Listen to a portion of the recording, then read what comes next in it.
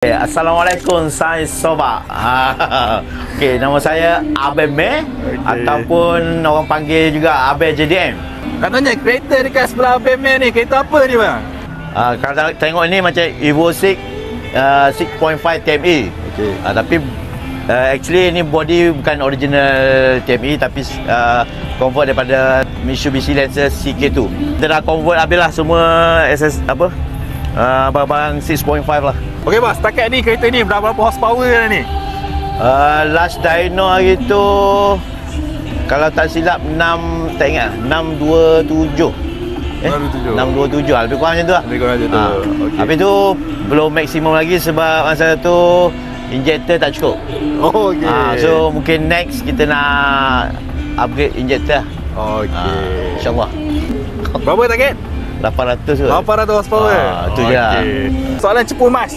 Andai kata kalau ada orang nak beli kereta ni, berapa harga abang berani buka? Saya tak nak jual lah. Tak nak jual.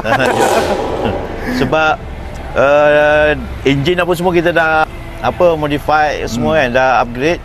So costing tu pun dah, kalau nak jual pun macam tak baloi lah. Boleh bang, kalau kita ada engine? Abang punya seat ni seram saya tengok seat dia ni. Ni original seat TME lah. Market sekarang pun 20 ke 30 ribu lah. 20 ke 30 ribu? Satu set. So okey. inilah. Dalam ada kita ada force piston rod apa semua. Turbo saya pakai TO4Z. Ni intake custom CNC titanium lah, titanium intercooler piping. Ni pun untuk enjin saja ni berapa kos abang habis dah ni? Kos 100 lebih lah, lebih kurang. 100 lebih untuk enjin saja bang eh? Enjin campur dengan gearbox sekali.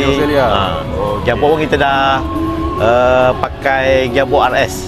Tapi kereta ni kita belum pernah pergi drag ke apa, tak pernah. Oh, tak pernah lagi ya? Tapi kereta ni sekarang ni so far untuk show saja dulu. Untuk show saja. Show api je. Show api je. Buat banyak-banyak lah. Buat kos api dah banyak. Tapi buat belanja api je. Belanja api je. Subjektif lah sebenarnya. Okey. Subjektif, kita buat enjin kepuasan. Kepuasan kita nak enjin power. Sama ada kita nak pergi race ke, tak nak race tu terpulang pada kita sebenarnya. Kita minat engine power. Okey. Tak semestinya engine power nak kena pergi race. Betul. Sebab yang untuk drag saya ada kereta lain. Ada kereta lain? Kereta apa sekarang bang? Untuk drag tu? Untuk drag tu Evo 3. Evo 3? Yang tu memang pergi drag. Okey. So yang ni buat auto show. Auto show lah. Okey bang, terima kasih banyak atas masa bang. Alright.